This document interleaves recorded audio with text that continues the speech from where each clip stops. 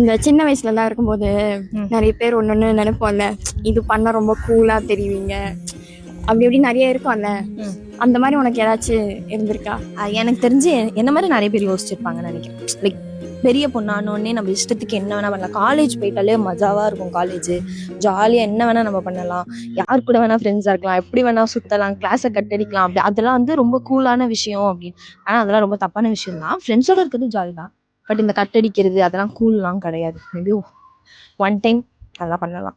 எனக்கு வந்து இந்த அர்ஜுன் ரெட்டி அந்த மாதிரி படம் தான் பார்த்துட்டு அதாவது ரொம்ப கூல். லைக் ஷார்ட் டெம்பராக இருக்கிறது, கோவப்படுறது, செவரில் பஞ்ச் பண்ணுறது, மொத்தமாக டாக்ஸிக். அதுதான் டாக்ஸிசிட்டியே கூல்னு நினச்சிருக்கேன் நான். ஆனால் நான் அதெல்லாம் முன்னாடி நினச்சிருந்தால தான் இப்போ எனக்கு மண்டை அறிவு வருது.